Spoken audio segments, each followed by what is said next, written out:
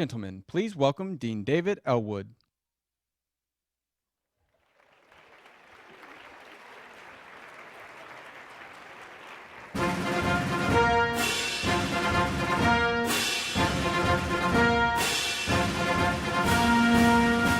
Ladies and gentlemen, please welcome the Vice President of the United States, Joe Biden.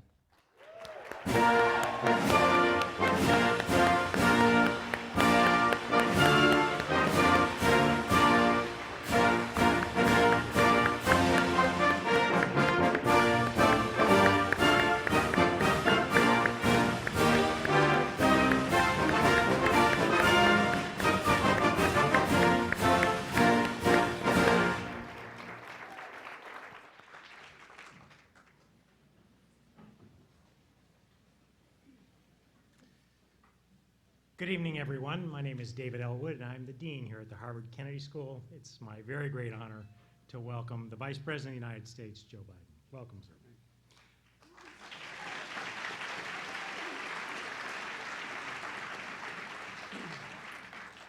I want to offer my special thanks to the Institute of Politics and the Office of President Faust for all the hard work. Now, it seemed inconceivable that Joe Biden Jr. would win his first Senate campaign. He was just 29 years old and had served for 2 years in the Newcastle County Council. He was the only Democrat willing to run against longtime incumbent Republican J. Caleb Boggs. As of the summer of 1972, just a few months before the election, he trailed by 30 points. His campaign manager was his younger sister, Valerie, and no one was providing much money. But on November 7th that year, he won. 2 weeks later, he turned 30. Good thing, too, because the minimum age for serving in the Senate is 30 years old. What kind of man has the platform, the guts, the confidence that it takes to mount that sort of upset at 29?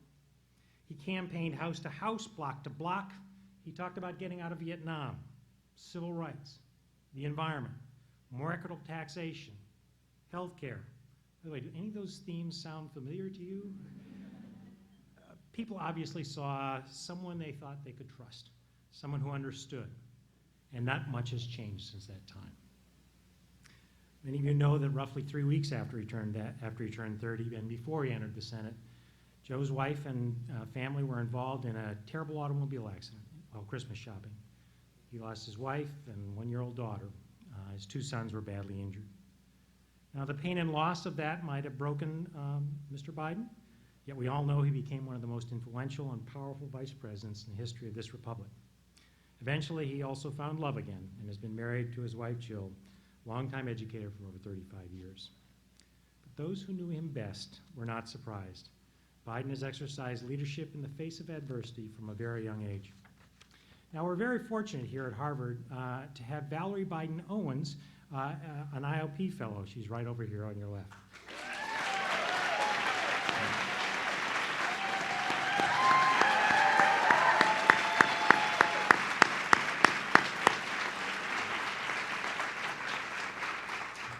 Valerie is indeed the younger sister who managed his first Senate campaign and all the subsequent ones.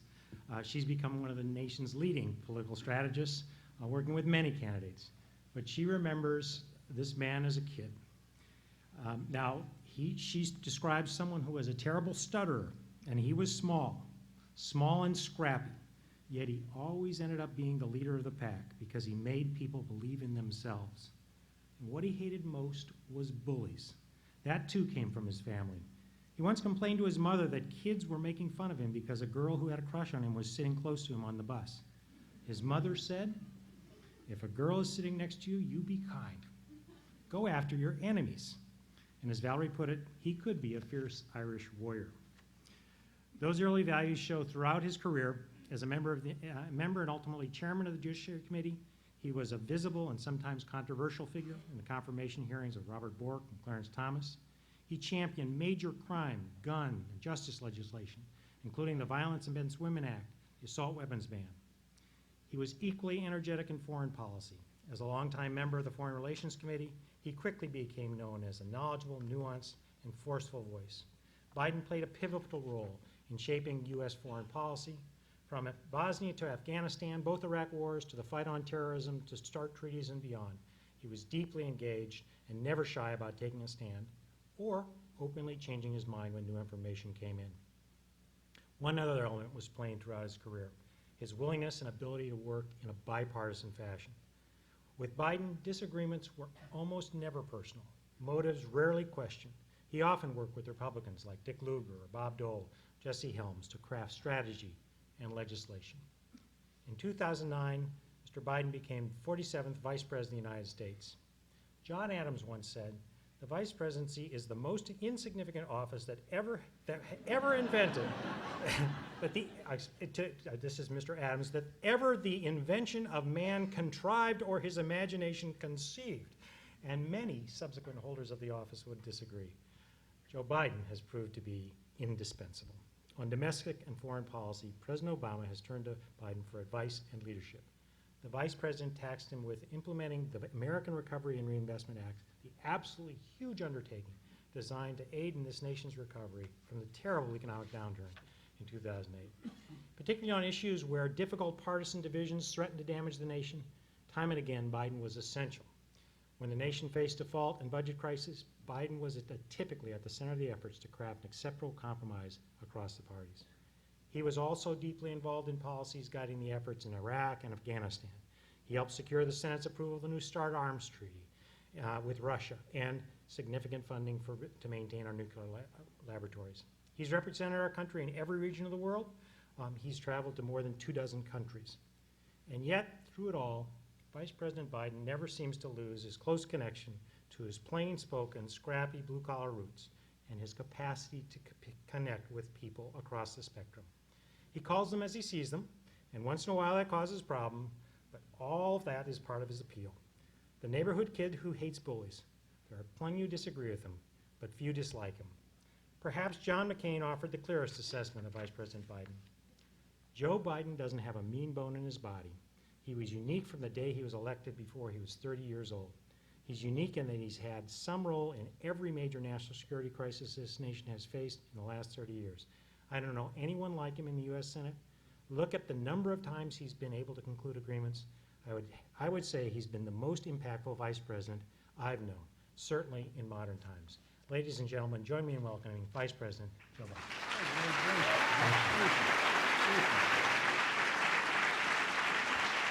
Thank you very much.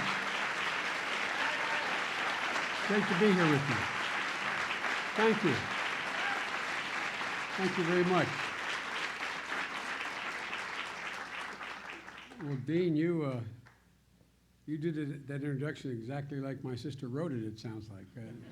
Thank you. That was very, very generous of you. And as we used to say in the Senate, please excuse a point of personal privilege. There are 3 reasons why I've won the races I've won and why I've sustained winning. And they're right here in this front row. The first was my sister, but also the guy who got me through the 1972 campaign is one of the best political strategists I've ever known, and a man who is, as Frank, is that you, Frank, back there? Frank Fahrenkopf, the former chairman of the Republican Party. We know each other a long time, back to the days when we really liked one another, Republicans and Democrats. We still do. It's great to see you, Frank.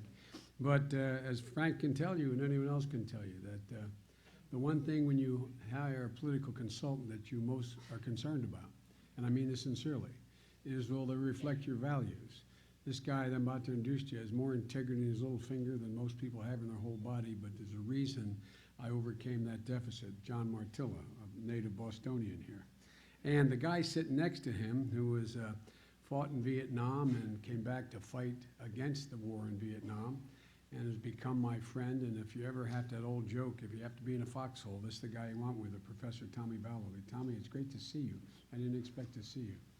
And it's great to be here. And I have one plea: don't jump. Don't jump. It's good to be back. I understand that Senator Markey may be here. I hope for his sake he's not, and he's out campaigning, but I was told he might be. and Congressman Delahunt, two fine friends. If they're here, I want to acknowledge them. Folks, all's changed utterly. A terrible beauty has been born. Those are the words written by an Irish poet, William Butler Yeats, about the Easter Rising, 1916, in Ireland. They were meant to describe the status of the circumstance in Ireland at that time. But I would argue that in recent years, they better describe the world as we see it today, because all has changed. The world has changed. There's been an incredible diffusion of power within states and among states that has led to greater instability. Emerging economies like India and China have grown stronger, and they seek a greater force in the global order and global affairs. Other powers like Russia are using new asymmetrical forms of coercion to seek advantage, like corruption and, quote, little green men, foreign agents, soldiers with a mission but no official uniform. New barriers and practices are challenging the principles of an open, fair economic competition. And in a globalized world, threats as diverse as terrorism and pandemic disease cross borders at blinding speeds. The sheer rapidity and magnitude, the interconnectedness of the major global challenges demand a response, a different response, a global response, involving more players, more diverse players than ever before. This has all led to a number of immediate crises that demand our attention, from ISIL to Ebola to Ukraine, just to name a few that are on our front door. As someone said to me earlier this week, the wolves closest to the door. Each one in its own way is symptomatic of the fundamental changes that are taking place in the world. These changes have also led to larger challenges. The international order that we painstakingly built after World War II and defended over the past several decades is literally fraying at the seams right now. The project of this administration, our administration, at this moment in the 21st century, the project that President Obama spoke about last week at the United Nations, is to update that order to deal with these new realities, but also accommodate and continue to reflect our enduring interests and our enduring values. And we're doing this in a number of ways. First, by strengthening our core alliances. Second, building relationships with emerging powers. Third, defending and extending the international rules of the road that are most vital. And fourthly, confronting the causes of violent extremism. But all of this rests on building a strong, vibrant economy here at home to be able to underpin our ability to do anything abroad. So tonight, I want to talk to you about our efforts and provide as best I can an honest accounting of what it's going to take for America to succeed in the beginning of the 21st century. The first thing we have to do is to further strengthen our alliances. Many of the challenges we face today require a collective response. That's why we start from a foundation of the strong alliance we've had historically in Europe and in Asia, a feature of American strength unmatched by any other nation in history, and built on a sacred commitment to defend one another, but also built on shared political and economic values. One of the cornerstones of our foreign policy is the vision we share with our NATO allies of a Europe whole and free, where every nation can choose the path it wishes with no interference. But that vision has been recently challenged. We've seen aggression on Europe's frontier. And that's why we've moved to mobilize our NATO allies to step up and provide significant security assistance to Ukraine. Each of the 28 NATO allies has now committed to providing security assistance to Ukraine, including over $115 million from the United States.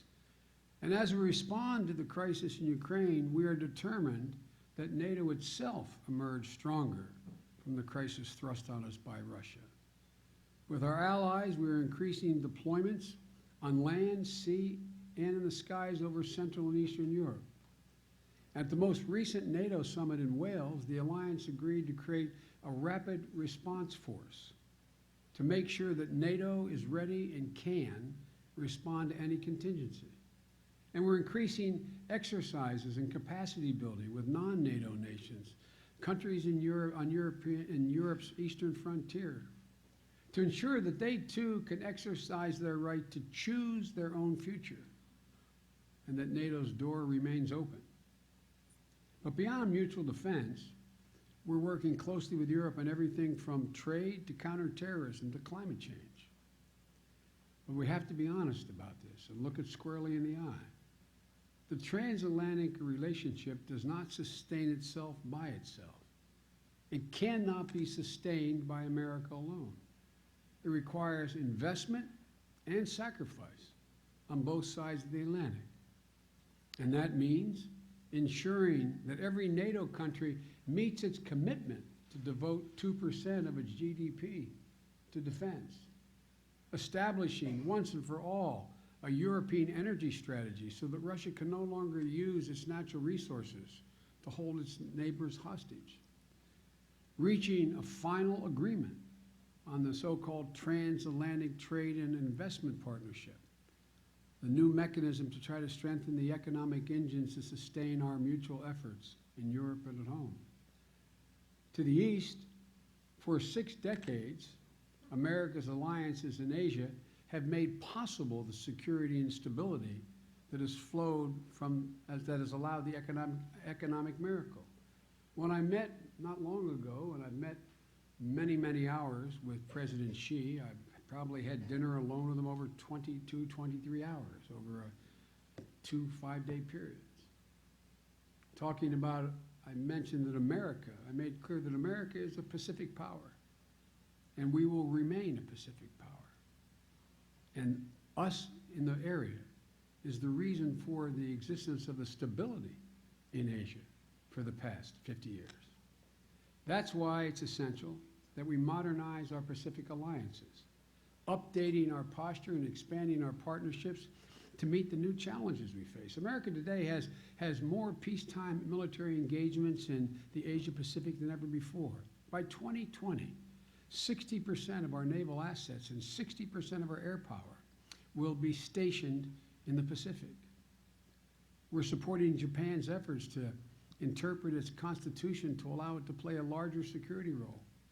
We've signed enhanced defense cooperation agreements with the Philippines.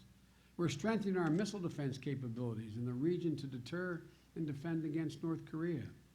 And 3 years ago, we had no forces in Australia. Today, we have more than 1,000 Marines rotationally deployed in Darwin. And we have a growing partnership with Vietnam, in no small part, by the way, to the work of Tommy Vallely and his colleagues. Actively engaged in regional organizations like ASEAN. We have an historic opportunity as well to build a new relationship with Burma if we get lucky. But our Asian allies also have tough choices to make. We cannot do this on our own. It will relate to their willingness to work closely and more closely with one another. As the President and I have done in meetings with the leaders of Japan and South Korea, we're going to continue to promote trilateral cooperation among our allies and partners in the Pacific to make the most of those ties that will benefit the entire region if we succeed. In the Middle East, our alliances are also crucial. We will never waver from our steadfast support for Israel. And we're working alongside a coalition of Arab partners and countries from around the world to confront ISIL.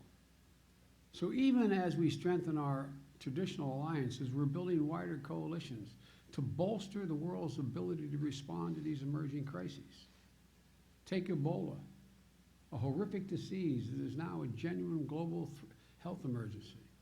Our Center for Disease Control, USAID, and our military have taken charge of the world epidemic. We are organizing the international response to this largest epidemic in history. The President rallied the world of the United Nations last week, mobilizing countries from all around the world to act, and to act quickly. We're deploying over 3,000 American soldiers to West Africa to support regional civilian responses and advance the and advance the effort in fighting the disease of Ebola. The second thing we have to do, besides strengthening our alliances and cooperation, we have to effectively manage our relationships with the emerging powers of the 21st century. And that means putting the effort and putting in the effort to realize the potential of America's friendship with emerging democratic partners like Brazil, President Dilma, President Peña Nieto in Mexico, Prime Minister Modi in India, who just made a historic visit to the United States this week. Each of these relationships has a significant potential to genuinely promote shared interest and shared ideals. But each one has to overcome domestic politics, bureaucratic inertia, and a significant legacy of mistrust over the last century. But there's great potential here, but there's no guarantees. There is no substitute for direct engagement and an unstinting effort to bridge the gap between where we are today and where we can and should be tomorrow. The world in which emerging powers are responsible stakeholders promoting common security and prosperity has yet to arrive, but it's within our grasp to see that happen. That's why we've embraced the G20 as a model for economic cooperation. That's why it's also important that we fully support international institutions like the IMF, fund them, and reform and modernize them to better serve all nations. But managing our relationships with China is the single most essential part of the strategy at which we must succeed. Even as we acknowledge that we will often be in competition, we seek deeper cooperation with China, not conflict. Nowhere is it written that there must be conflict between the United States and China. There are no obvious impediments to building that relationship.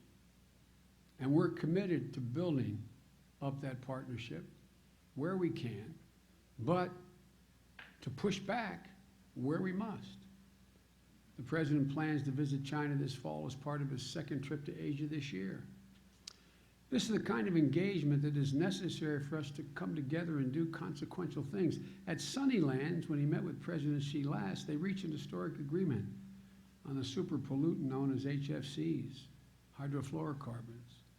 And our hope is that this year we can continue to expand our cooperation with China on the climate and environment, but also be very direct about our differences. That's why in a 5-hour meeting I had with President Xi this past December, after they had several days earlier announced unilaterally an air defense identification zone, contrary to international law, I sat with President Xi and I told him bluntly, Mr. President, understand one thing. We do not recognize it, we do not honor it, and we're flying a B-52 through it. Understand. No, I'm serious. Not asking you to do anything. I'm not asking you to renege. Just understand. We will pay no attention whatsoever to it. It's important. It's important that in emerging relationships, there be absolute, frank, direct discussions. That's why we've made clear as well that freedom of navigation must be maintained in the South China Sea. But that's also why President Obama has been direct in public and private with China's leaders on cyber theft. And as the world watches Hong Kong's young people take to the streets peacefully to demand respect for their own rights, we'll also never stop standing up for the principles we believe in that are universal: democratic freedoms and human rights. President Xi asked me, why do we focus on human rights so much? I'm serious. And I gave him a direct answer, which is almost unique to the United States. Doesn't make us better or worse, but unique to the United States. I said, Mr. President, even if a president of the United States did not want to raise human rights abuses with you, to have a better relationship on the surface, it'd be impossible for him or her to do that. For the vast majority of the American people came here to seek human rights and freedom. It is stamped into our DNA. It is impossible for us to remain silent. Again, he took it on board, and it's important to understand why we do it. It is not a political tool. It is who we are. To build these robust relationships with emerging powers, we also have to demonstrate staying power, which is hard and costly, in places that will do the most to shape the world that our grandchildren are going to inherit. That's why our rebalance to the Asia-Pacific region depends in no small part on completing a trade initiative known as the Trans-Pacific Partnership. And that's the whole Pacific, from Peru all the way to China, to Japan. It's a partnership that will stitch together the economies of 12 Pacific nations, stretching from South America to Asia, united behind rising standards regarding labor, the environment, and fair competition. Once completed, these trade agreements we are negotiating across the Atlantic and the Pacific will encompass nearly 2/3 of the global trade in the world and can shape the character of the entire economic global economy. The Trans-Pacific Partnership also has a profound strategic, not economic, strategic element to it. Because deeper economic ties cement our partnerships, but most of all, help small nations resist the blackmail and coercion of larger powers using new asymmetric weapons to try to achieve their ends in other countries. And this brings me to the Western Hemisphere, a vital part of the Pacific equation, but where there's another great opportunity. The President asked me to oversee our hemispheric relations. And for the first time in history, you can truly envision a Western Hemisphere that is secure, democratic, and middle class, from northern Canada to southern Chile, and everywhere in between. But we have to overcome centuries of distrust. We can no longer look at the region in terms of what we can do for it. The question is, what can we do together in this hemisphere? And the possibilities are endless. On energy, North America is literally, not figuratively, the epicenter of energy in the world today. There are more rigs, gas and oil rigs, in the United States pumping today than every other nation in the world combined. Combined. North America will account, meaning Mexico, China, and Canada, for 2/3 of the growth of global energy supply over the next 20 years. By 2018, the United States will be a net exporter of natural gas. And most projections show North America will be totally energy independent by 2020, and the United States shortly thereafter. Look at the hemisphere in terms of trade. 40% of all our exports stay in this hemisphere. 40%. We have $1.3 trillion in trade on a yearly basis just in North America, including $1.3 billion per day with Mexico alone. On security, we partnered with Colombia and Mexico and others to combat the scourge of drug trafficking. We're helping Central American countries address the root causes of poverty and violence and migration.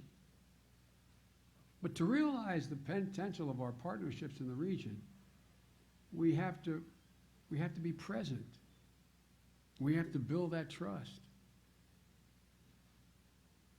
Which is why I've made 5 trips to Latin America into South America as well, just in the last 18 months. It's why we have to pass immigration reform and here in the United States. It's one thing to say we respect the rest of the Americas, the majority of which are Hispanic. And there's another thing to say we respect them and yet not respect the immigrant population that's Hispanic here in the United States. It does not connect. The single most significant thing we can do to fundamentally change the relationship in terms of trust and commitment is to pass immigration reform. Those of you who travel to or are from Central and South America know of what I speak. Because respecting immigrants from the Americas is part of how we show that we really have changed our view, that South and Central America is no longer our backyard, it is our front yard. It is our partner. The relationship is changing, and when it changes fully, the benefits for us are astounding. The third thing we need to do, and are doing, is to defend and extend the international rules of the road and deal with asymmetrical threats that are emerging. The international system today is under strain from actors pushing and sometimes pushing past the limits of long-standing important international norms like non-proliferation and territorial integrity. That's why we insisted that Syria remove its chemical weapons stockpile and the means to manufacture them. So we assembled, under great criticism, a coalition with Russia and others to remove Syria's chemical stockpile. That's why we had to make it clear to Iran that we will not allow them to acquire a nuclear weapon. So we put together the single most effective international sanctions in history to isolate Iran and to push them back to the negotiating table. Elsewhere, actors are subverting the fundamental principle of territorial integrity through the use of new asymmetric tactics, the use of proxies to quietly test the limits and probe the weaknesses across boundaries and borders on land and sea, the use of corruption as a foreign policy tool, unlike any time in modern history, to manipulate outcomes in other countries in order to undermine the integrity of their governmental institutions. That's exactly what's happening in Ukraine today. President Putin, was determined to deny Ukraine and the Ukrainian people the power to make their choices about the future, whether to look east or west or both. Under the pretext of protecting Russian-speaking populations, he not only encouraged and supported separatists in Ukraine, but he armed them. He sent in Russian personnel out of uniform to take on the Ukrainian military, those little green men. And when that wasn't enough, he had the audacity to send Russian troops and tanks and sophisticated air defense systems across the border. But we rallied the world to check its ambitions and defend Ukrainian sovereignty. We didn't put boots on the ground. Putin sought to prevent a free and open election. We rallied the world to help Ukraine hold, quite possibly, the freest election in its history. Putin sought to destabilize Ukraine's economy.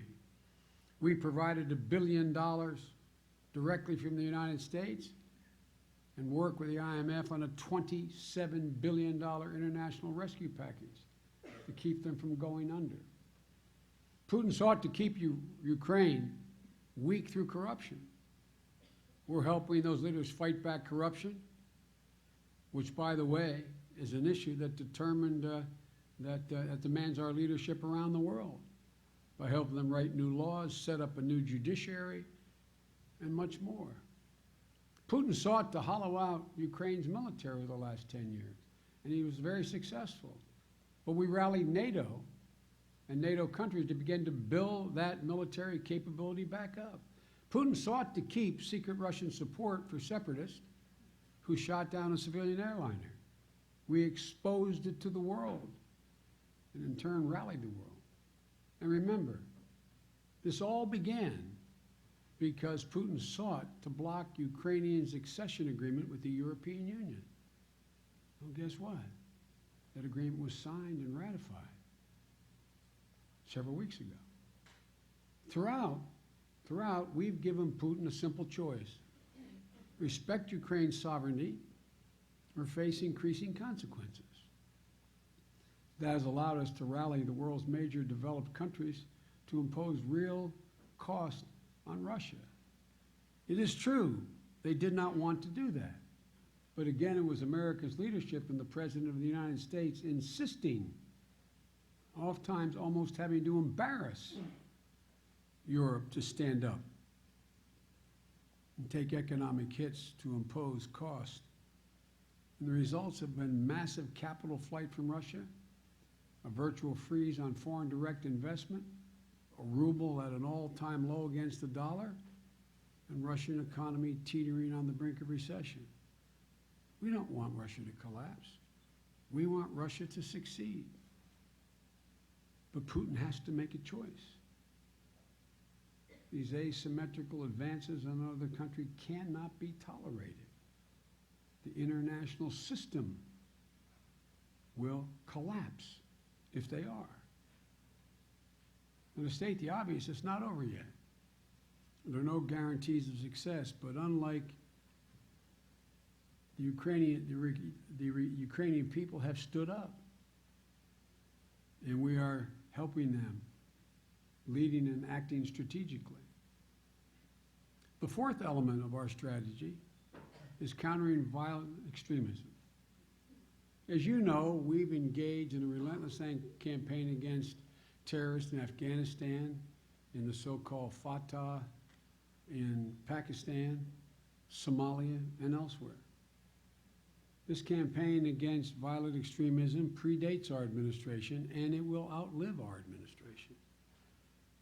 But we made real progress against al-Qaeda's core and its affiliates since 9/11. But this threat of violent extremism is something we're going to have to contend with for a long time. Today, we're confronting the latest iteration of that danger, so-called ISIL, a group that combines al-Qaeda's ideology with territorial ambitions in Iraq and Syria and beyond, and the most blatant use of terrorist tactics the world has seen in a long, long time. But we know how to deal with them. Our comprehensive strategy to degrade and eventually defeat ISIL reflects the lessons we have learned post 9/11 age about how to use our power wisely. And degrading them does not depend on an unsustainable deployment of hundreds of thousands of boots on the ground. It's focused on building a coalition with concrete contributions from countries in the region. It recognizes that outside military intervention alone will not be enough. Ultimately, societies have to solve their own problems, which is why we're pouring so much time and effort in supporting the Syrian opposition and Iraqi efforts to reestablish their democracy and defend their territory. But this is going to require a lot of time and patience. The truth is, we will likely be dealing with these challenges of social upheaval, not just in Iraq and Syria, but across the Middle East in the wake of the Arab Spring, which will take a generation or more to work itself out. We can't solve each of these problems alone. We can't solve them ourselves. But ultimately, and we can't ultimately solve them with force, nor should we try. But we can work to resolve these conflicts. We can seek to empower the forces of moderation and pluralism and inclusive economic growth. We can work with our partners to delegitimize ISIL in the Islamic world and their perverse ideology.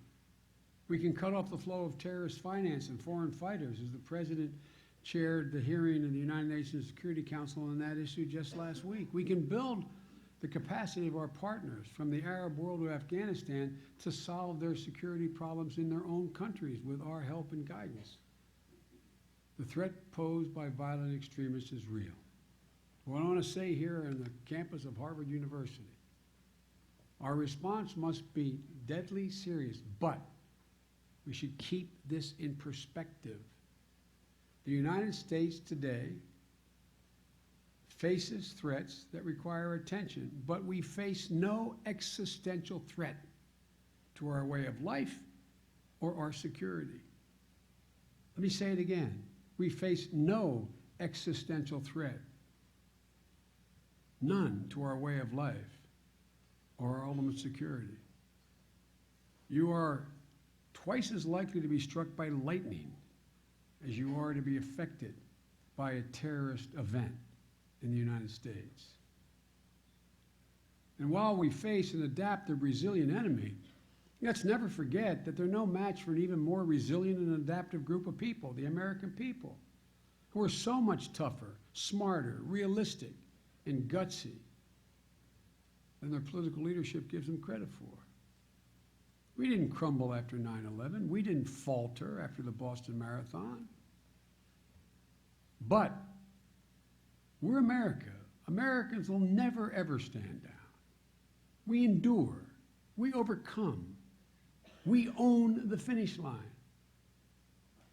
So do not take out of proportion this threat to us.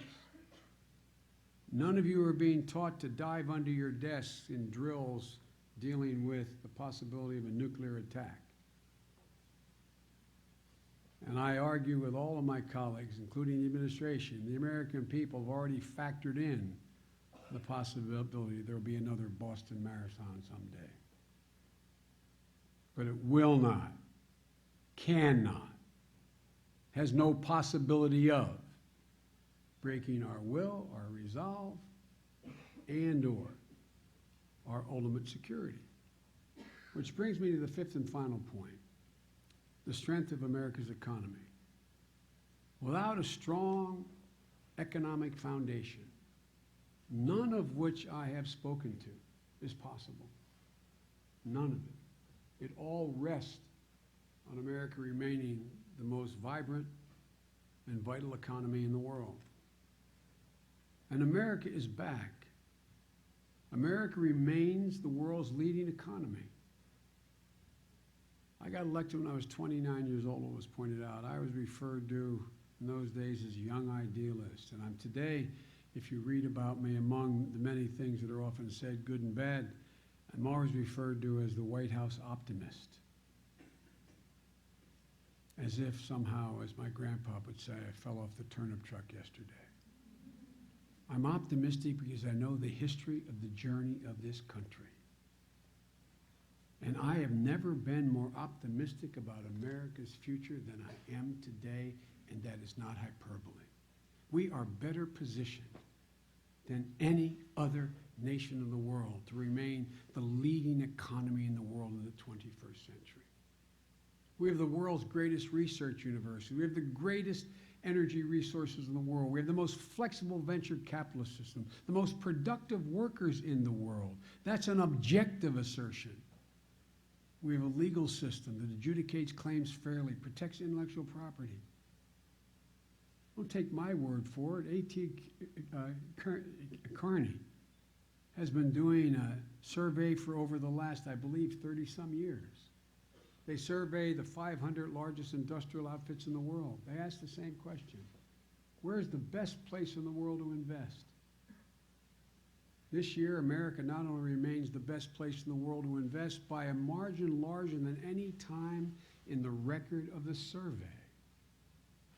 The Boston Consulting Group right here, a first-rate outfit, surveys every year American corporations with manufacturing facilities in China and asks them what are they planning for next year. This year, the response was 54% of those invested in China said they plan on coming home. I don't know how long I've been hearing about how China, and I want China to succeed. It's in our interest they succeed economically. But how China is eating America's lunch. Folks, China has overwhelming problems. China not only has an energy problem, they have no water. No, not a joke, like California. They have no water.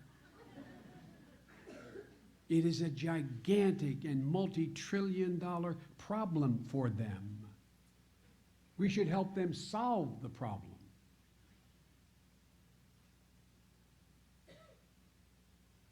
Ladies and gentlemen, raise your hand if you think our main competition is going to come from the EU in the next decade. Put your hands up. I'm not being facetious here now. I'm being deadly earnest. It is overwhelming our interest that the EU grow and that China grows, because when they don't grow, we don't grow as fast. But ladies and gentlemen, in relative terms, we are so well positioned if we act rationally, if we invest in our people.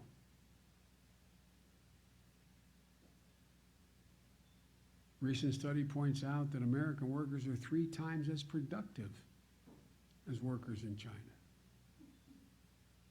It matters in terms of where people will invest their money, where jobs will be created. And I was in and out of Kosovo and Bosnia and Herzegovina over 20-some times. As Maggie remember, I was the voice that kept hectoring President Clinton to lift the arms embargo and take on Milosevic, which he did to his great credit. And on one of my trips to Kosovo, I had a Kosovar driver, meaning he was Muslim, a Kosovar driver, and who spoke a little English. And I was going up to Fort Bonsteel, which was being right outside of Pristina, a fort that was being built on a plateau. And it was a rutted, muddy road. And the tires were spinning to get up there. But there were all these cranes and bulldozers and all this incredible movement. And my driver very proudly sort of looked down like this and looked out there, and he pointed at me, he said, "Senator, America, America." And we were literally at a gate. And Tommy, you know the old pike that came down across this rutted road, red and white striped. And standing to the right of the gate, stopping us, were 5 American soldiers. An African-American woman who was a master sergeant. A Chinese-American, I forget the rank. An African-American man, a woman colonel, and a Hispanic commanding officer.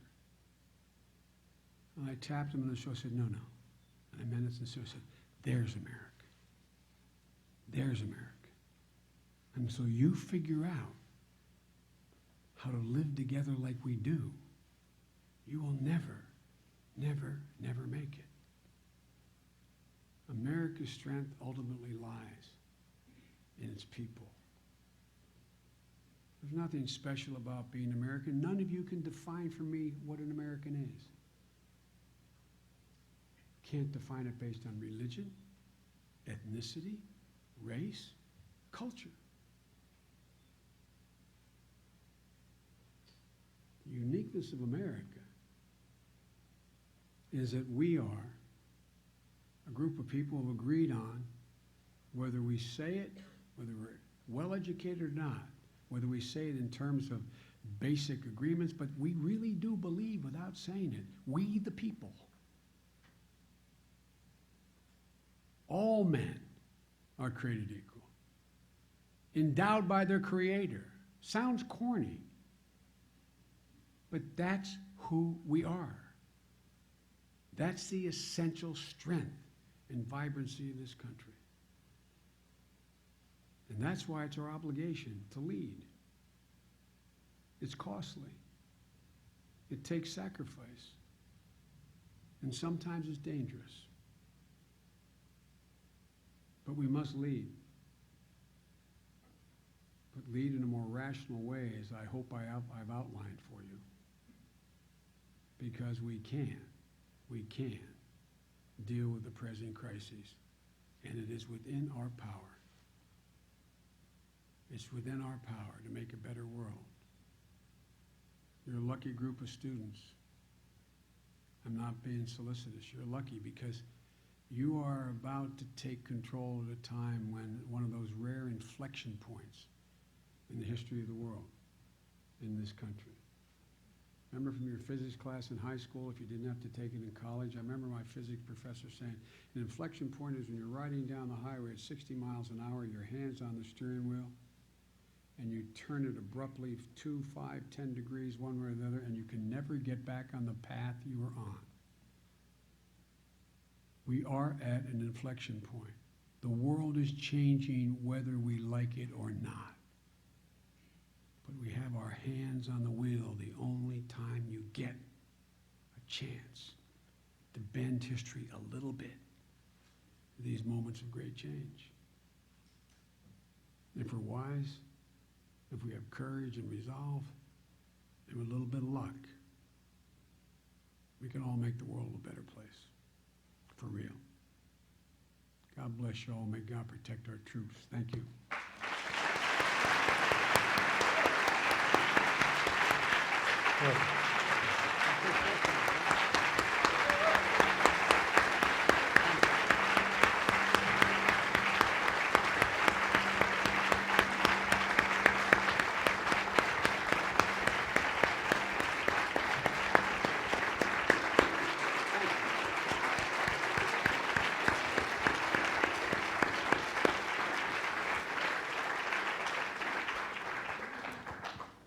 So we have time for just a few questions. The Vice President's schedule is very tight, as you can imagine. But we have microphones on 4 locations, right here, here, and here. So I just want to remind you what a good question consists of here at the Kennedy School. Please identify yourself, keep it short with one thought, and it ends with a question mark. So we'll start right over here. Yes. Hi, Mr. Vice President. My name is Will. I'm a junior at the college. My question is, in retrospect, do you believe that the United States should have acted earlier in Syria, and if not, why is now the right moment? No. Maybe I can ask that to help. It's working. I'll turn this one on, but I'll use this in the meantime. Is this working? There we go. Okay. The answer is no for 2 reasons. One, the idea of identifying a moderate middle has been a chase America has been engaged in for a long time. We Americans think in every country in transition, there's a Thomas Jefferson hiding beside some rock or a James Madison beyond one sand dune. The fact of the matter is the ability to identify a moderate middle in Syria there was no moderate middle, because the moderate middle are made up of shopkeepers, not soldiers. They're made up of people who, in fact, were ordinary elements of the middle class of that country.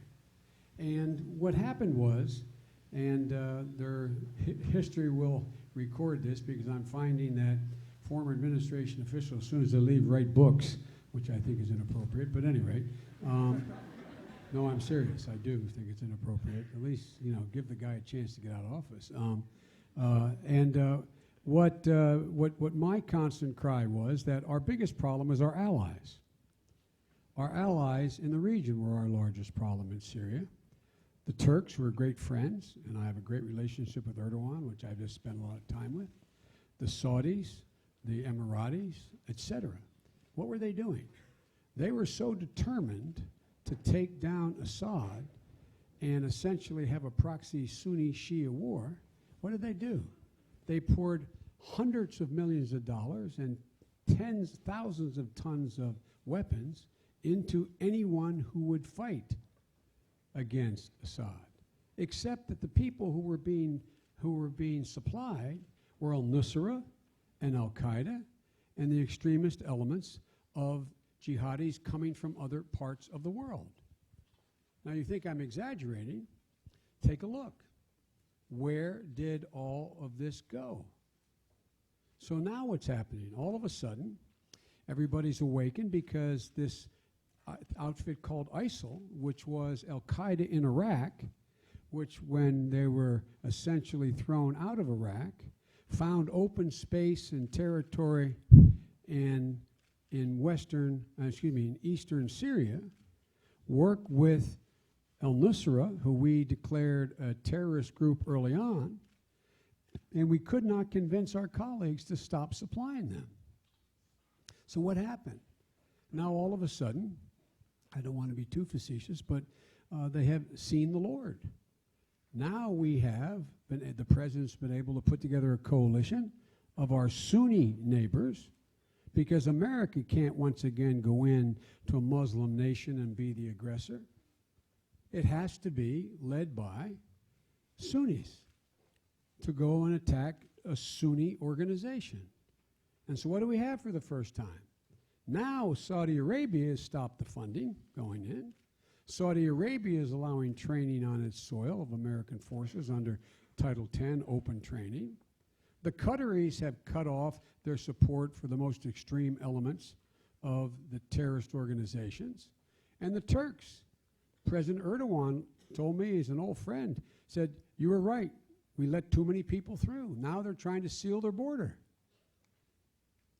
So this idea that somehow it was within our power early on in this process, and there were a couple former members of the administration who are arguing we should give, quote, the opposition, which we couldn't identify as moderate, by the way, I'm serious about that, give them ground-to-air launch missiles. Can you imagine what would have happened if that had been done?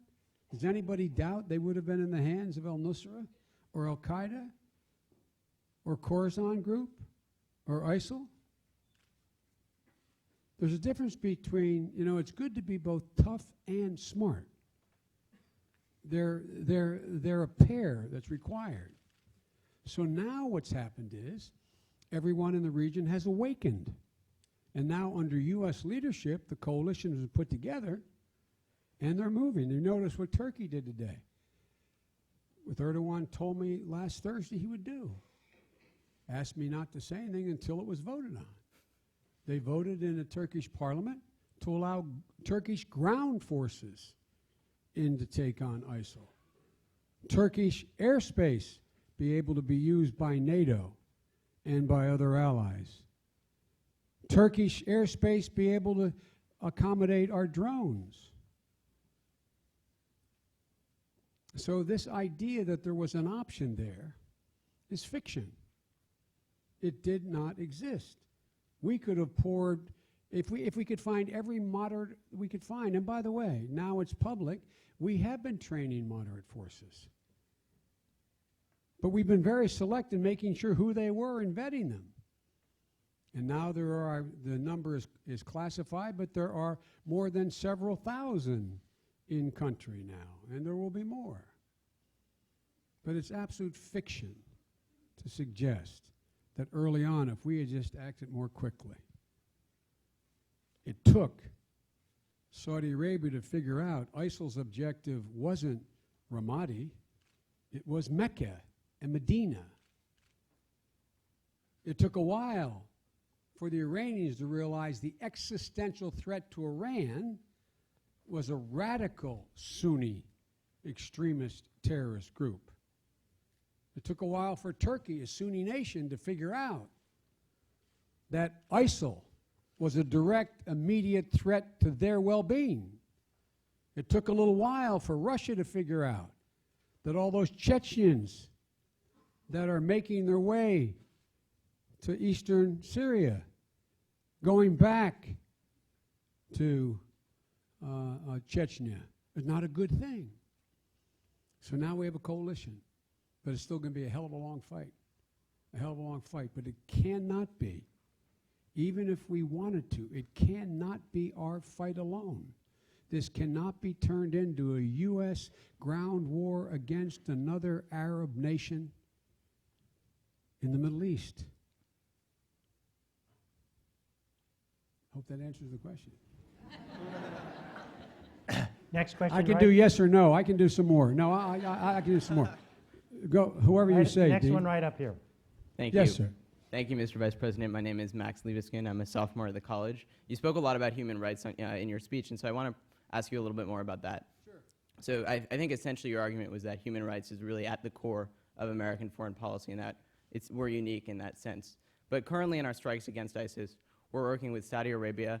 I think 8 people were beheaded in Saudi Arabia in August. We're working with Qatar, a country that to some extent more or less allows slave labor. And so I think that when you look at the full breadth of the evidence, to say that we're really consistently influenced by human rights isn't necessarily supported. And so my question for you is twofold. How do you think that human rights does influence U.S. policy, and how do you think that it should? I think human rights influence U.S. policy in us making it known whether we're working with a country that's in our interest or against our interest, what the limits are that we believe are proper conduct. We have made it clear to the Saudis we do not at all condone their beheadings. We made it clear to them that we do not agree with the way they proceed. We don't agree with the way they treat women. I could go on and on and on. But it's a little bit like, and I know you don't mean this, I'm being a little facetious. You know, all generalizations are false, including this one I'm about to make. It's a little bit like saying, you know, we should have never cooperated with Stalin to defeat the Nazis. We knew Stalin was a no-good SOB from the very beginning. No, for real. I mean, we did. There was no illusions. Millions of Russians had been killed. We knew. But there's a thing called self-interest. And it is overwhelming the interest of everyone, including the Saudis, and maybe alter their behavior ultimately, if we in fact eliminate and or do great damage to this perversion, this perverse group called ISIL that is giving, and part of the thing we're doing now with ISIL, it's not merely using air power and organizing military alliances. What we're doing is we're spending an incredible amount of time and talking to our Saudi friends, quote unquote, and our Turkish friends and others, to delegitimize ISIL as a religious-based organization. And that's why for the first time there's over 120 imams of major denominations across the world that are condemning ISIL, taking away their legitimacy to respond and act in the region by pointing out that they're perverting Islam. So part of this is to discredit this organization. There's other things we're doing as well. But my generic point is that you are hardly ever in a circumstance where there is something that you choose an ally in an area that shares every one of your values. But that does not mean we remain silent with Saudi Arabia. We have not remained silent with Saudi Arabia. And I certainly haven't remained silent with Saudi Arabia. You were very polite introducing me, but sometimes I say controversial things. I think Frank may admit to this. I don't think anyone ever doubt I mean what I say. The problem is I sometimes say all that I mean. And I got to make sure not to do that right now. Anyway, it's a good question, kiddo, and it's legitimate. It's legitimate. But I would argue it's not inconsistent to look out for your self-interest while as long as you at the same time are making clear to the ally at the moment that you, in fact, do not agree with what we perceive to be their violation of human rights. Next question right up here. Hey. Hi, Mr. Vice President. My name is Asaramo Okolo. I'm a sophomore at the college. I'm also membership director of the Harvard College Democrats. On behalf of the Dems across The answer's campus, we want to welcome you and say that we love you a lot. Well, that's very nice. But as young Democrats, we understand the urgency and importance of a strong and firm foreign policy plan. But as we prepare to take the reins of leadership, we also see Ferguson, we see the crumbling immigration system that you mentioned, and we see Congress that really hasn't worked for many years. And so instead of asking you one more time what your plan is, we want to know what your advice is for us, your Democrats, as we step forward. I think it's a really good question. I just spent an hour in my sister's class with her students speaking to that very question. So I'll try to summarize this in 3 minutes. Number one, the situation in Ferguson is terrible, but the progress we've made is overwhelming in the United States of America. It pales in comparison to anything. It doesn't mean what happened is not as vile as what happened in my generation in the civil rights movement, which I come out of, but it is a fundamentally different world. And so what we have to do is we have to keep making the case for transparency, keep holding people accountable when they violate the rights of other individuals. And we have to continue to make the case that for civil rights and civil liberties in this country. But we are so far beyond where you would have been apoplectic in my generation, with Swerner and anyway, it's so. Number one, put this in perspective. The individual occurrence is horrible. Like, for example, the murder rate is down, but if your family member is murdered, it doesn't matter whether the murder rate is 0 but for that single murder. It doesn't matter. But looking at the nation as a whole, there has been overwhelming progress, and that's why we have to continue to fight. Case in point, there have been an ancillary aspect of that. 81 pieces of legislation introduced in state legislative bodies to curtail the right to vote. This fight is never over. It's like cutting grass. Oh, no, I really mean it. You cut your grass early in the summer, it looks great. Let it go for a week, it still looks good. A month gets raggy. Let it go all summer, you got a little jungle. I really mean it. You have to cut the grass constantly. Constantly, constantly, constantly. And that's where you all come in. With regard to the dysfunctional Congress, the Congress is, look, people say the United States is a divided nation. We're not a divided nation, for God's sake. And every single major issue, go back to your political science classes, look at the polling data.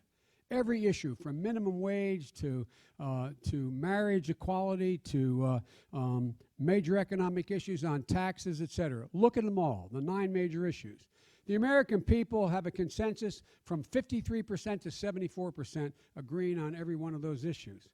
What's changed are the political parties. I was joking with Frank, who I really respect, and he knows I do. We used to fight like hell, but we never questioned one another's motive. We questioned each other's judgment. I got there in '72, and the old segregationists were still there in the Democratic caucus. James O. Easton, Holman Talmadge, that whole crowd. No, I'm serious. I'm serious. I got there, and I ran as a kid out of the civil rights movement. I was no great shakes, but desegregating movie theaters engaged in the civil rights efforts. And I sat in a caucus with nine people who, by any other standard, would be called racist in the Democratic caucus.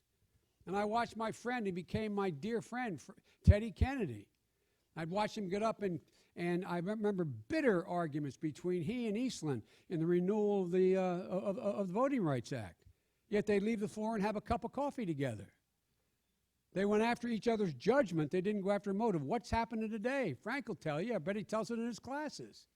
Today, we go after people's motives, which is absolutely corrosive.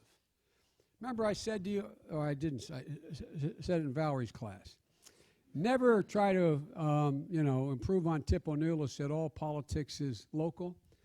But I'm old enough now to be able to improve on it, or attempt to. I believe all politics is personal. It's personal. And when I attack your integrity, your motive, it's different than attacking your judgment, because you can overcome on a personal basis my disagreement with your judgment.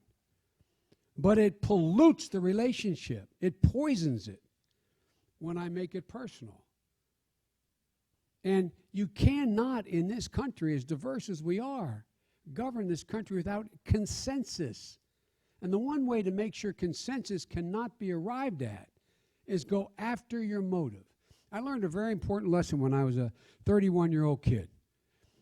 I didn't want to go to the United States Senate after my wife and daughter were killed. And I mean that sincerely. My sister will tell you, other people can tell you, John Martilla can tell you. My brother went to the governor-elect to determine who would take my place because I wasn't going to be sworn in. I wouldn't even go down to be sworn in.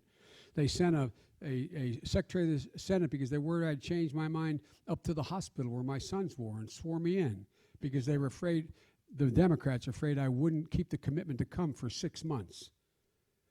And every week, once a week on Thursday at 3 o'clock, I'd go to see the majority leader, a man of great integrity. And any older Republicans here, Democrats can tell you, his name was Mike Mansfield, an incredible gentleman. And he'd call me in and he'd give me an assignment once a week. And I was so stupid, I thought every freshman got an assignment. No, I really did. I was 29 years old, kid. I'm the first United States Senator I ever knew. And so it wasn't like, seriously. I'm not joking. Anyway, so what happened was I'd go in and he'd give me an assignment, but I later learned he was just taking my pulse to see how I was doing because I didn't want to be there. I wanted to get out and go home to my kids who were still hospitalized.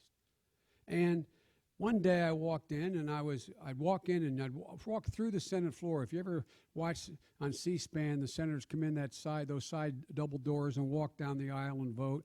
Well, I'd always walk in on the way to see Mansfield, his office on the other side, to get a sense when the last vote was going to be for the day, what train I could catch to go home.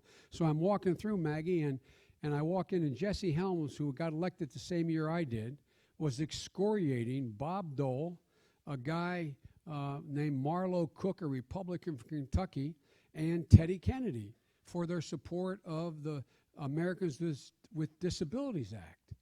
And it seemed vile to me. And I walked in and I sat down in front of Mansfield's desk, which I always did, and he looked at me, he talked in clipped tones, and said, "Joe, what's the problem? You look upset." And I said, "Well, Mr. President, I just listened to Jesse Helms. That guy has no social redeeming value. He is..."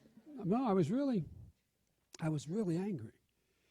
He said, "Joe, Joe, what would you say to me if I told you that 2 years ago, Dot Helms and Jesse Helms, that's his wife, were sitting in their living room a month before Christmas, first week in December." Thank you, Dean. And there was an ad in the Raleigh Observer, and there was a picture of a young boy, 10 years old, in braces up to his hips, saying, "All I want for Christmas is to belong to a family. That's all I want." And I said, "What would you say if I told you Jesse and Dot Helms went down and adopted that young man?" I said, "Mr. Leader, I'd feel like a jerk." He said, "Well, he did." And then he said to me, "Joe, I have found it's never useful to presume you know another man's motive. Question his judgment, never his motive. I think Frank could tell you, or other Republicans here, I've never once in my career questioned another man or woman's motive. I've gone after their judgment like the hammers of hell when I've disagreed, but never their judgment. Never their judgment." There's this very important lesson. Today, all we do is attack one another's judgment. Never their motive, always their judgment. But think of how we do it today. It's put in personal terms. You're bad. You're not a Christian. You're indecent. Or whatever the devil it is. And it's corrosive on the body politic. And that's where you guys come in. You got to get involved. Because this too will change. This will change. There's nothing wrong with the American people. The system is being abused, from the filibuster to the use of gerrymandering and all the rest. But they are all soluble problems. Remember, to paraphrase Plato, the penalty good people pay for not being involved in politics is being governed by people worse than themselves. Not a joke. You have no one to blame for yourself. You all have a serious disadvantage. You are bright, you are informed, and you know better. Yes. Thank you. And this will, I'm afraid, have to be the last question. You can see the voice of the Vice President. No, I'm okay. I'll do a couple more. He's in charge. I'm going to try to say yes or no, so make him easy so I can get to more people. Well, I think this is a yes or no question, but let me provide some background first. My name is Ishan Desai. I'm a member of the Global Health and AIDS Coalition here at Harvard. And the United States has historically played a major role in the global AIDS fight. Your administration has, in fact, released a blueprint on achieving an AIDS-free generation, which is now very much within reach. Despite this commitment, we've seen $600 million lost from funding for PEPFAR under the Obama administration since 2011. This means that 1 million people are going to be receiving are not going to be receiving life-saving HIV drugs, and ultimately, we're not going to have enough funds to finish the fight. So you did mention that the United States can and should lead, and my question is, would you support an increased commitment to PEPFAR, and in particular, an increase of $600 million in funding for the next 2 fiscal years? Yes. By the way, just gets the credit for this. We get credit, Democrats. George W. Bush. George W. Bush did this. George W. Bush, a Republican. And by the way, to show you how petty Democrats can be, there was actually, when it was passed, there was an amendment, I will not mention the Democratic senator's name, a progressive Democrat, saying that there could be no markings or no connotation anywhere where PEPFAR was distributed that had anything to suggest associated with the name of George W. Bush. Democrats can be just as petty and mean, particularly liberals, and I'm a liberal, can be as petty and mean as any Republican I know. So George Bush deserves the credit. Right over here. Thank you. Thank you, Vice President Biden. My name's Sitza Gofard. I'm a senior at the college, and I'm the vice president of the student body here. Isn't that a bitch? I mean, excuse me. Vice President thing? Whoa. How do you feel about it now? I'm joking. I'm joking. I'm joking. We've definitely had our Best struggles. decision ever made. I'm joking. That was a joke. That was a joke. I hope you love your job. I do, actually. All right. I love the guy I work with. My question is, so you talked a lot about how America should and needs to continue to lead on the global stage. And many parts of the world, citizens really admire the role that America plays. But having grown up abroad, I've also seen that in many parts of the world, America still carries a, unfortunately, very negative connotation. The name America is not connected to often positive reputations. So I want to wonder, A, why do you think this is? And B, what can the government do, but also we as individual citizens do to help change that? Well, first of all,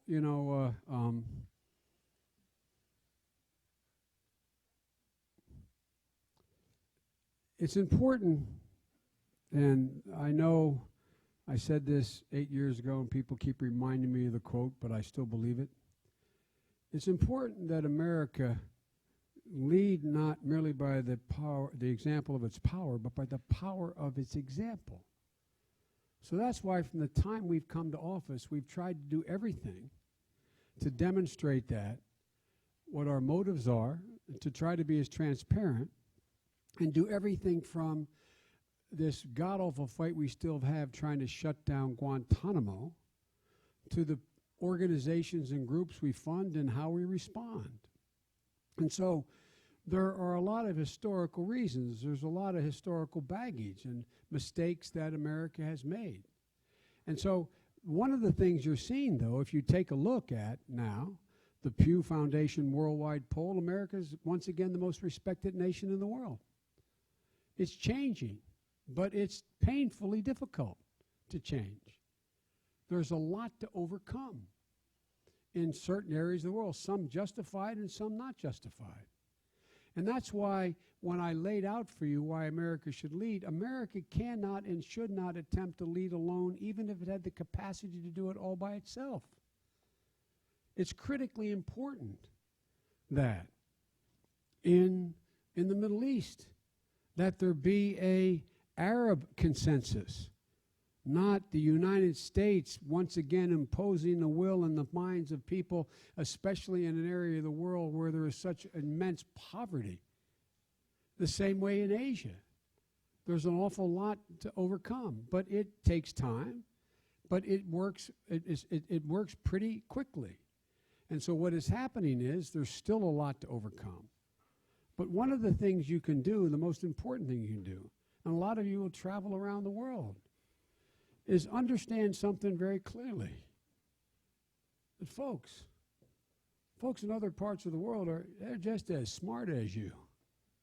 They're just as good and decent as you. And stop this attitude, not you. We should stop the attitude of, what can I do for you? It's what can I do with you? We have to stop being patronizing, that somehow we have all the answers. Those of you who follow me, I've traveled 1 million miles now around the world. I've gotten to meet every world leader, I believe, since 1973, just because of the nature of my job. And, you know, it matters, you know, how we approach other nations. Because remember, there is a built-in, it's understandable, a built-in resentment for the mere fact of who we are. We could be absolutely perfect, there's a built-in resentment. We are wealthy. We are secure. We are open. We have great opportunities that other nations don't have. How many of you guys are really overjoyed with the guy who's the really good-looking guy who walks in the party and all the girls turn and look at? You go, isn't he wonderful? Come on, guys. And how many of you girls were overwhelmingly joyful for your best friend when she was named homecoming queen and you weren't? Come on, man. Look, all foreign policy is a logical extension of human nature with a lot less information to act on. That's basically what it is. And the same principles that relate to human interaction, they are critical in foreign policy as well. And people can tell whether you respect them. People can tell whether or not you mean it. And so it matters. A little bit of humility goes a long, long way. And guess what? It's warranted, the humility. Yes, ma'am. Or you want me to I go? think right over here. How many Mr. more questions Mr. have we got here, Mr. Vice President? Look, I don't want to trespass in your time. I'll No. stay another half an hour if you want me to. But I hate to. Because. Start right over Or here. what I can do, if you all have to go, you guys can leave, and I can stay for the folks have questions and go in another room and answer your questions. But I hate like hell you've been waiting. I don't want to. Anyway, go Mr. ahead. Vice President, it's a great honor to have you here. My name is Konstantinos Papaloukas.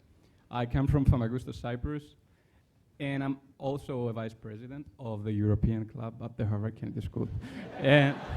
And I did raise my hand when you asked the question about European Union. My question. We all know that ISIS exports and illegally sells Iraqi oil via Turkey. And we all know that Turkey supports in many ways Hamas in the Gaza Strip.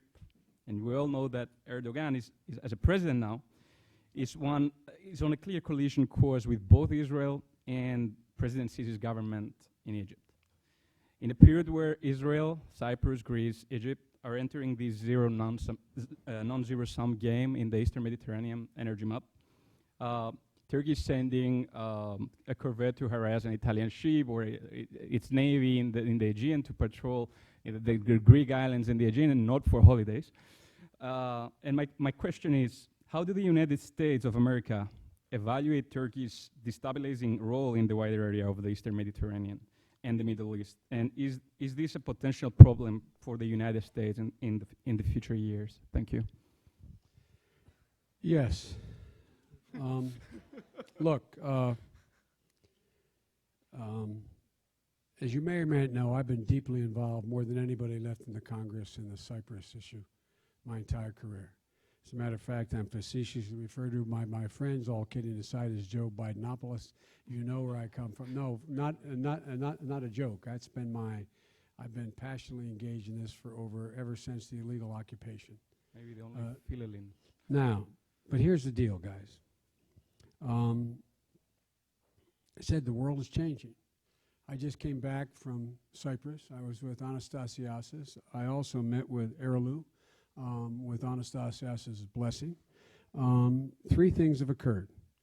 Number 1 is Turkey fully understands it's no longer in their interest. They have no interest in having troops remaining on Cyprus. None whatsoever. Number 1. Number 2, Erdogan has made the break with the only constituency to whom occupation mattered, and that was the military. 3, I recently went with him, and he's committed to see me in Ankara to see if we can do 2 things. 1, reach a solution, which he says he will agree to, of a bizonal, bicommunal island, and he is beginning to realize, in my view, and I will not speak for him, that there is an overwhelming self-interest for Turkey in taking advantage of the significant resources, particularly gas, that are in the Eastern Mediterranean, that could play a significant role in liberating not only Turkey, but Greece, a pipeline, Greece, from Russia's use of energy as a weapon. And so what is starting to happen is, and I just met with Astasianas, and I met with the Israelis. There is the possibility that there will be let me put it this way. Nations, when they no longer have a overwhelming interest in the maintenance of status quo, and Turkey does not have an interest in the maintenance of the status quo in Cyprus, and when new opportunities present themselves where they can benefit without looking like they have capitulated, and also Cyprus benefits significantly, things change. We have a great assistant secretary who is in Ankara now and having discussions on this very issue. Because the irony is, just as the one thing that we're going to keep the Kurds in Iraq, which is oil, it's the very thing that may be the lubricant to bring an end to a very unfair circumstances that existed since the late 70s. So the way to deal with it is not to dwell on the past and the wrong, but look at the opportunity that's presented to see if there's a win-win situation for everybody to get out of this. And the reason I can say that is I'm Irish. And we understand about occupation. We understand about as George Mitchell said in the Irish Accords, there were 700 days of failure and 1 day of success. I believe we'll find the 1 day of success. Right up here. Hi. Thank you, Vice President. My name is Catherine, and I'm also concerned about the future of our global health commitments. Without restoring the funding cuts to PEPFAR, the program will see the lowest treatment enrollment since it began. And I was wondering if you will help us make sure that President Obama keeps his promise to AIDS patients worldwide by calling on Senators Mikulski and Reid to defend PEPFAR and restore its funding. The answer is, look, the president is totally committed. There's been overwhelming progress made. We continue, even with the reduction in the funding, we continue to be the major effort in pushing all of the nations involved to acknowledge the extent of their problems, set up institutions internally to deal with it. But we have another little thing called Ebola, which is going to cost us billions of dollars. If everything works out fine, the estimates are there will be 100,000 deaths in Western Africa. We have to be able to walk and chew gum at the same time. And while we're dealing with the pandemic disease, which has been around for a long time, AIDS, and which we've made a major commitment and major progress on, we also, given the limitations the Congress has put on the foreign aid budget overall, have to deal with other urgent, immediate crises as well. We are not backing off of, and when I said yes to the young man's answer, we tried to get the other $600 million. But what happens is, in all of the priorities that Congress has, they did not. I'll give you an example. We should be doing a heck of a lot more in Central America, dealing with the plight of unaccompanied children because of the god-awful violence they live in. But we don't have the money, so we've come up with $30 million. We could use 3 times that amount of money. The whole foreign aid budget has been compared and all has been cut significantly. You hear, and he's a good man, but he's not a lone voice. You hear Rand Paul calling for the elimination of all foreign aid.